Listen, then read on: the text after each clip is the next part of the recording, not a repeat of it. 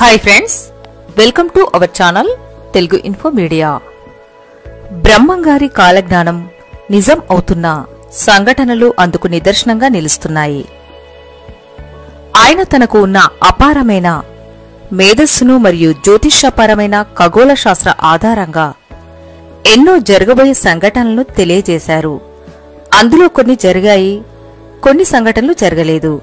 అయితే ఆయన ఖగోళ శాస్త్ర ఆధారంగా చెప్పిన కొన్ని సంఘటనలు ఇప్పుడు తెలుసుకుందాం. శ్రీ పోతులూరి వీర బ్రహ్మేంద్ర స్వామి 1608లో జన్మించడం జరిగింది. అంటే ఆయన జీవిత కాలాన్ని 1608 నుండి 1693 మధ్యలో జీవించారని చరిత్రకారుల అంచనా. కాలజ్ఞాన తత్వాలను బోధించిన యోగి, హేతువాది, సంఘ సంస్కర్త, సాక్షాత్తు దైవస్వరూపుడు బ్రహ్మంగారు తన కాలజ్ఞానంలో భవిష్యత్తు గురించి చాలా విషయాలు వివరించారు. విశ్వబ్రాహ్మణ పుణ్య దంపతులైన పరిపూర్ణాచార్యులు ప్రకృతాంబలకు కాశీపట్టణంలో జన్మించి కర్ణాటక రాష్ట్రం స్కందగిరి పర్వత స్థానుల్లో స్థితమైన పాపాగ్నిమఠ అధిపతులు వీరభోజాచార్య, వీర పాపమాంబల వద్ద పెరిగిన శ్రీ వీర బ్రహ్మేంద్ర స్వామి కడప జిల్లాలోని కంది మల్లయ్యపల్లిలో చాలా కాలం నివసించి సజీవ సమాధిని పొందారు. కంది మల్లయ్యపల్లె తర్వాత కాలంలో బ్రహ్మంగారి మఠంగా ప్రసిద్ధి చెందింది. ప్రపంచంలో ఏ వింత జరిగినా ఇది బ్రహ్మంగారు తన కాలజ్ఞానంలో ఆనాడే చెప్పారని అనడం పరిపాటి. ఆయన చెప్పినటువంటి కొన్ని అద్భుతమైన అంశాల గురించి ఈరోజు మనం తెలుసుకుందాం. తిరుమలలో శ్రీ వెంకటేశ్వర స్వామి కుడిభుజం పగులు ఏర్పడుతుంది. మరి దీనికి ముందు గరుడ ధ్వజ స్తంభం నుంచి ఓం అనే శబ్దం వినపడుతుందని, ఆ తర్వాత తిరుమలలో కుడివైపు కొండలలో భయంకర భూకంపం సంభవించి తిరుమల దారులు మూసుకుపోతాయి. దీంతో కలియుగ అంతంగా భావించవచ్చని బ్రహ్మంగారు తన కాలజ్ఞానంలో తెలియజేశారు. ఈశాన్య దిక్కున విషవాయువులు పుట్టి ఎందరో మరణిస్తారని, కోరంకి జబ్బు ఒకటి పుట్టి 1,000,000 మంది చస్తారని తెలిపారు. ప్రస్తుతం మనం ఆ సమస్యతో బాధపడుతున్న సంగతి అందరికీ తెలిసిందే. 1984లో భోపాల్ గ్యాస్ దుర్ఘటన జరిగి ఎంతో మంది మరణించారు. మరి జీవించిన వారు కూడా జీవోత్సవంలో బతికారు. ఈ రెండు సంఘటనలు ఈశాన్య దిక్కున విషవాయువులు పుట్టి మరణిస్తారని చెప్పినవి జరిగాయి, జరుగుతున్నాయి అనడానికి నిదర్శనంగా నిలుస్తున్నాయి. 2024లో కొత్త నక్షత్రం పుడుతుందని తెలిపారు. 2050-56లో వసంత భోగరాయల్గా అవతారాన్ని ధరిస్తానని స్వామివారు తన కాలజ్ఞానంలో తెలియజేశారు. 2027లో సంభవించే సూర్యగ్రహణం భూమిపై అత్యంత ప్రభావాన్ని చూపిస్తుందని తెలిపారు. 2034-35లో ప్రపంచ యుద్ధం సంభవిస్తుందని, 2037-38లో ఒక గొప్ప వ్యక్తి జన్మిస్తాడని తెలియజేశారు. 2040-41లో ఇండియా పాక్ మధ్య భయంకర యుద్ధం జరుగుతుందని, 2043 నాటికి భారతదేశం యొక్క భూభాగం తగ్గిపోతుంది అని తెలియజేశారు. ఇప్పటికే భారతదేశంలో స్వతంత్ర దేశాలుగా అవతరించాలని ఎన్నో రాష్ట్రాలు ఎదురుచూస్తూ ఉన్నాయి. 2052లో తమిళనాడులో ఊహించని ప్రకృతి విపత్తులు కలుగుతాయని తెలిపారు. ముంబై, కలకత్తా, చెన్నై, కాకినాడ వంటి నగరాలకు పెద్ద ముప్పు పొంచి ఉంటుందని తెలియజేశారు. ఖచ్చితంగా మరి ఈ నగరాల పేర్లు కాదు, కానీ ఆ రాష్ట్రాలు మరియు ఆ ప్రాంతాల వైపు ఉన్న దిక్కులను సూచికగా తెలియజేయడం జరిగింది. 2065 నాటికి ప్రపంచ జనాభా 1/3 వంతుకు పడిపోతుందని తెలియజేయడం జరిగింది. కలియుగం అనేది ప్రభావనామ సంవత్సరంలో ప్రారంభం అయింది. బ్రహ్మంగారి కాలజ్ఞానం ప్రకారం పార్థివనామ సంవత్సరం వచ్చినప్పుడు ప్రకృతి వైపరీత్యాలు, బీభత్సాలు, యుద్ధాలు సంభవిస్తాయని అందుకు నిదర్శనంగా జరిగిన సంఘటనలను వివరించారు. 1945లో పార్థివనామ సంవత్సరం వచ్చినప్పుడు రెండవ ప్రపంచ యుద్ధం జరిగింది. 2005లో పార్థివనామ సంవత్సరంలో సునామీ అనేది వచ్చి అపార నష్టం కలిగి అపార జననష్టం కూడా కలిగింది. తిరిగి మళ్లీ పార్థివనామ సంవత్సరం అనేది 2065లో రాబోతుంది. ఇందాక చెప్పినట్టు 2065లో ప్రపంచ జనాభా 1/3 వంతుకు పడిపోతుంది అనడానికి మరి నిదర్శనంగా చెప్పుకోవచ్చు. ఇక శనీశ్వరుడు మిథున రాశిలోకి ప్రవేశించినప్పుడు ఎన్నో నేరాలు ఘోరాలు ప్రకృతి వైపరీత్యాలు జరుగుతాయని, అప్పుడే కలి నిజమైన కలియుగంలో ప్రవేశించాడా అనే పరిస్థితులు ఉంటాయి. ఆనందనామ సంవత్సరంలో ఎంతో మంది మరణిస్తారు. ఎప్పుడైతే శని మిథున రాశిలోకి ప్రవేశించాడో వాటిని పరిశీలిస్తే ఈ విషయం అర్థమవుతుంది. 1913, 1943, 1973, 2003లో శనీశ్వరుడు మిథున రాశిలోకి ప్రవేశించాడు. మళ్లీ శనీశ్వరుడు 2033లో మిథున రాశిలోకి ప్రవేశిస్తాడు. మొదటిసారి 1913లో శనీశ్వరుడు మిథున రాశిలోకి ప్రవేశించినప్పుడు మొదటి ప్రపంచ యుద్ధం జరిగింది. రెండవసారి మిథున రాశిలోకి ప్రవేశించినప్పుడు అంటే 1943లో రెండవ ప్రపంచ యుద్ధం జరిగింది. 1973లో శనీశ్వరుడు మిథున రాశిలోకి వచ్చినప్పుడు బంగ్లాదేశ్లో మరి దాదాపు 10 లక్షల మంది దాకా మరణించారు. 1973 సంవత్సరంలో చైనాలో 3 లక్షల మంది వరకు మరణించారు. తిరిగి 2003లో శనీశ్వరుడు మిథున రాశిలోకి ప్రవేశించినప్పుడు భయంకరమైన ఎర్త్క్వేక్ రావడంతో ఇరాక్లో సంభవించిన ఈ ఎర్త్క్వేక్తో ఎంతో మంది ప్రాణాలు కోల్పోయారు. ఇక శనీశ్వరుడు ఒక్కో రాశిలో 2.5 సంవత్సరాలు ఉంటాడు. అంటే మిథున రాశిలో కూడా 2.5 సంవత్సరాలు ఉంటాడు. 2003లో ప్రవేశించిన తర్వాత 2004లోనూ ఇండోనేషియాలో సునామీతో ఎంతో మంది మరణించారు. 2005 కాశ్మీర్లో ఎర్త్క్వేక్ అనేది వచ్చి దాదాపు 80,000 మంది మరణించారు. తిరిగి శనీశ్వరుడు మళ్లీ మిథున రాశిలోకి 2033లో వస్తాడు. కాబట్టి ఏం జరుగుతుంది అనేది వేచి చూడాల్సిందే.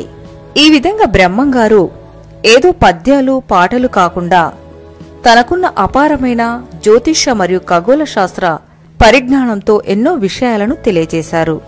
మరి వాటిని సరిగ్గా అనలైజ్ చేస్తే ఎన్నో నమ్మలేని విషయాలు నిజాలనేవి మనకు ఆశ్చర్యాన్ని కలిగిస్తాయి.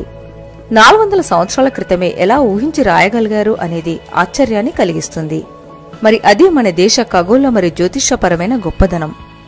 2024-25లో క్రోధినామ సంవత్సరంలో భారతదేశ రాజధాని ఢిల్లీపై భయంకర బాంబు దాడులు జరుగుతుందని, తర్వాత రాజధానిని ఢిల్లీ నుండి కర్ణాటక సమీపంలో ఒక నగరానికి తరలిస్తారని తెలియజేశారు.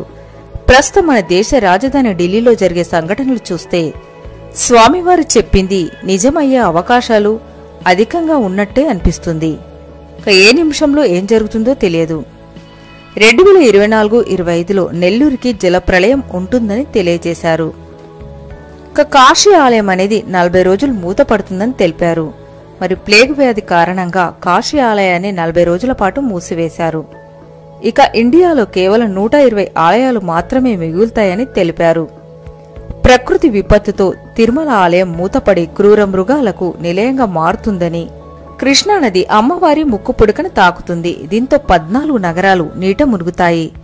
9 ఆలయాల్లో ఉన్న గుప్త నిధులు వెలికి తీస్తారు. ఆ ఆలయాలు అహోబిలం, యాగంటి, ఆలంపూర్, బెల్లంకొండ, శ్రీశైలం మొదలైనవి తర్వాత వీడియోలో తెలుసుకుందాం. 6 కొత్త రకమైన వ్యాధులు పుట్టి కోట్లాది జనం చస్తారు. కావేరి నది తీరంలో రక్తం ఏరులై పారుతుందని, వేలాది మంది మరణిస్తారని తెలిపారు. బంగ్లాదేశ్, బెంగాల్ కొన్ని ప్రాంతాల్లో సైక్లోన్ అంటే తుఫాన్ ప్రభావంతో ఎంతో మంది మరణిస్తారు. విశాఖ నక్షత్రం అమావాస్య రోజు వచ్చిన రోజు ఒక విచిత్రమైన వ్యాధి అంటే ఒక స్ట్రేంజ్ డిసీజ్ అనేది వచ్చి చాలా మంది మరణిస్తారని, ఇది ఒక బయోకెమికల్ వెపన్ గా భావించవచ్చని బ్రహ్మంగారు తెలియజేశారు. మక్కా మసీదులో పంది ప్రవేశించి దీంతో మతపరమైన గొడవలు జరిగి ఎంతో మంది మరణిస్తారని తెలియజేశారు. శని వృషభ రాశిలోకి వచ్చినప్పుడు విషవాయువుల కారణంగా ఎంతో మంది మరణిస్తారని, 2027 ఆగస్టు 27 తేదీన సూర్యగ్రహణం అనేది సంభవించి భూమి యొక్క యాక్సెస్ ని చేంజ్ చేస్తుంది. అంటే భూమిపై తీవ్ర ప్రభావాన్ని చూపిస్తుంది. అదే సమయంలో ఒక తోకచుక్క పుట్టి 33 రోజుల పాటు కనిపిస్తుందని తెలియజేశారు.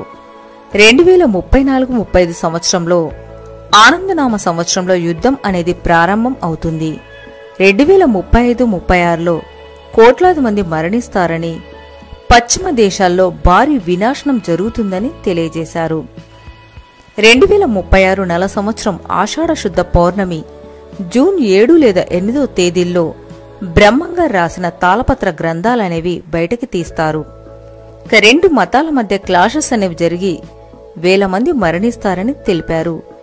ఈ సంఘటనలనేవి 2037-38 పింగళనామ సంవత్సరంలోనూ, 2038-39 కాలయుక్త సంవత్సరంలోనూ, 2040-41 రౌద్రనామ సంవత్సరంలోనూ ఈ సంఘటనలు జరుగుతాయని తెలియజేశారు. ఉత్తర భారతదేశం, దక్షిణ భారతదేశం మధ్య విభేదాలు తలెత్తి లక్షలాది మంది మరణిస్తారని తెలిపారు. 2039 జూన్ 21వ తేదీల మధ్యలో ఆంధ్రప్రదేశ్లోని అద్దంకి సమీపంలో భయంకరమైన భూకంపం వచ్చే అవకాశం ఉందని తెలిపారు. గోదావరి నదిలో 12 రోజుల పాటు నీరు అనేది ఉండదట. 13వ రోజు మాత్రం విపరీతమైన వరదలు వస్తాయని తెలియజేశారు. 2040లో గంగా నదిలో 40 రోజుల పాటు నీరనేది ఉండదు.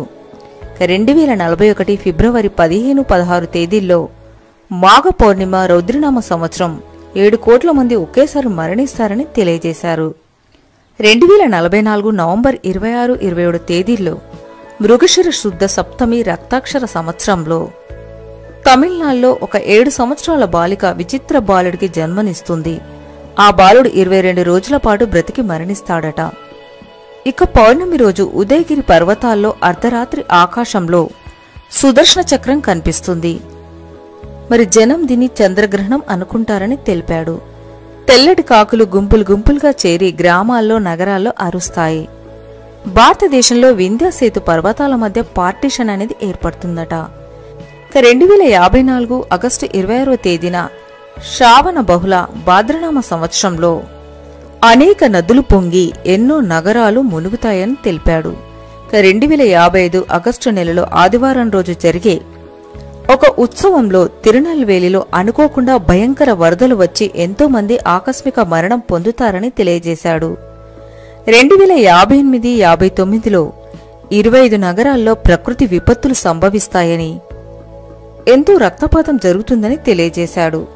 2065-66లో పార్థివనామ సంవత్సరం ఒక వేప చెట్టు నుండి భయంకర విషవాయువులు పుట్టి ఎంతో మంది మరణిస్తారని తెలిపాడు. హైదరాబాద్ పై కూడా మరి న్యూక్లియర్ అటాక్ జరిగే అవకాశాలుంటుందని తెలపడం జరిగింది. 2 బంగారు హంసలు గాలిలో ఎగురుతాయని, అది చూసిన వారికి కళ్ళు పోతాయని, అంటే చూపు అనేది కోల్పోతారని తెలియజేశాడు. నిప్పుల వాన కురుస్తుందని తెలియజేశాడు. జైంట్ సైజు అంటే అతిపెద్ద సైజులో ఉండే ఎర్రటి చీమలు ప్రపంచమంతటా వ్యాపిస్తాయి. అహోబిలంలో ఇనుప స్తంభానికి పూలు పూస్తాయని, యాగంటిలోని బసవన్న అంతకంతకు పెరిగి రంకి వేయడంతో మరి కలియుగాంతం సంభవిస్తుందని తెలియజేశాడు. అంతేకాకుండా హరిశ్చంద్రగఢ్ ఫోర్ట్లో ఉండే, అంటే ఒంటి స్తంభంపై ఉండే ఆ శివాలయంలో ఆ స్తంభం కూడా ఎప్పుడైతే కూలిపోతుందో యుగాంతం సంభవిస్తుందని మరికొందరు కూడా తెలపడం జరిగింది. మరి ఈ విధంగా స్వామివారు చెప్పినవి ఎన్నో జరిగాయి. నీళ్లతో దీపాలు వెలిగిస్తారని, ఎద్దులు లేకుండానే బళ్ళు నడుస్తాయని, రాచరికాలు రాజుల పాలనలు నశిస్తాయని, ఆకాశాన పక్షి వాహనాలు కూలి అనేక మంది మరణిస్తారని, జనసంఖ్య విపరీతంగా పెరిగిపోతుందని, చిత్ర విచిత్రమైన యంత్రాలు వస్తాయి కానీ చావు పుట్టుకలు మాత్రం కనిపెట్టలేరని, సృష్టిని మార్చటానికి అనేక ప్రయత్నాలు చేస్తారని, అడవి మృగాలు గ్రామాల్లో, పట్టణంలో ప్రవేశించి మానవులను చంపుతాయని, ఈ విధంగా బ్రహ్మంగారు తన కాలజ్ఞానంలో ఎన్నో అంశాలను తెలియజేయడం జరిగింది. అందులో కొన్ని జరిగాయి, మరి కొన్ని జరగలేదు. కానీ తన జ్యోతిష్యపరమైన, ఖగోళ శాస్త్రపరమైన అంచనాలతో తెలియజేసిన సంఘటనలు మాత్రం ఖచ్చితంగా జరగడం ఎంతో ఆశ్చర్యాన్ని కలిగించే అంశం. సో ఫ్రెండ్స్, తెలుసుకున్నారు కదా. మరి ఇలాంటి ఎన్నో ఆసక్తికరమైన అంశాలు తెలుసుకోవాలంటే please subscribe our channel Telugu info media. మీకు గనుక వీడియో నచ్చితే తప్పక లైక్ అండ్ షేర్ చేయండి. Thanks for watching.